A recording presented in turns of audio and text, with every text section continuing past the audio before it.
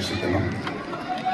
കേരളത്തിൻ്റെ സാമ്പത്തികവും സാമൂഹികവും സാംസ്കാരികവുമായ നിർമ്മിതിക്ക് ഗൾഫ് നിർവഹിക്കുന്ന പങ്ക് ഞാൻ പറഞ്ഞിട്ട് വേണ്ട നിങ്ങളറിയാൻ.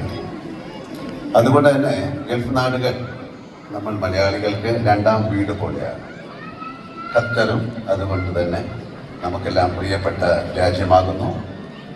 ചരിത്രപരമായി തന്നെ സ്പൈസ് റൂട്ട് എന്ന കീർത്തി കേട്ട കച്ചവട പാത വഴിയുണ്ടായിരുന്ന ബന്ധം നമുക്ക് രണ്ട് കരയും ഖത്തറും കേരളവും എന്നോർക്കണം. മറ്റ് പല ഗൾഫ് രാജ്യങ്ങളും എന്നോണം ഖത്തറും എനിക്ക് വളരെ പ്രിയപ്പെട്ടതാണ്.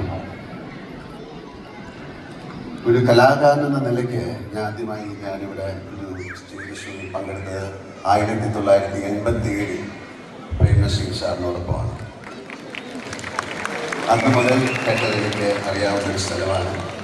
ഏറ്റവും അവസാനമായി ഇവിടെ ഒരു ഷോയുടെ ഭാഗമായി 12 വർഷങ്ങൾക്ക് മുമ്പാണ് ഞാൻ എത്തുന്നത്. പക്ഷേ ഇന്നലെ പല കൂടി ആവശ്യങ്ങൾക്കായി ഞാൻ ഖത്തറിൽ വന്നു പോയിട്ടുണ്ട്. 2022 FIFA world cup football final കാണാൻ ഞാനിവിടെ വന്നിരുന്നു. അത് ഫുട്ബോളിനോടും ഖത്തറിനോടും ഉള്ള എൻ്റെ ഇഷ്ടം കൊണ്ട് തന്നെയാണ്. വളരെ ഗംഭീരമായി തന്നെ ആ ഫുട്ബോൾ മാമാങ്കം നടത്താൻ കഴിഞ്ഞത് ഈ രാജ്യത്തെ ഭരണ നേതൃത്വത്തിൻ്റെ മികവിൻ്റെ ഉദാഹരണമായിട്ട് ഞാൻ കരുതുന്നു.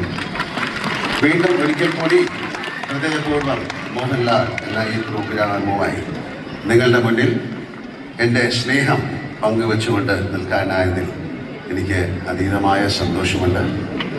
ഓണം കഴിഞ്ഞുവെങ്കിലും ഒരു ഓണ വൈബിൻ്റെ ശേഷിപ്പിലാണ് നമ്മളെല്ലാവരും എത്തി നിൽക്കുന്നത്.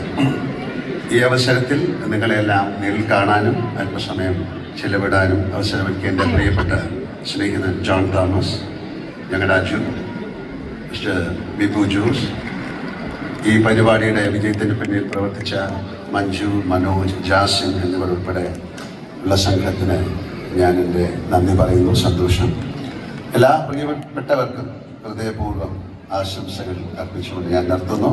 നമുക്ക് നമ്മുടെ പ്രോഗ്രാമിൽ കടക്കാനുള്ള സമയമായി. Thank you so much and wish you all A wonderful evening. Thank you. സംഭവം എല്ലാവർക്കും കാണാൻ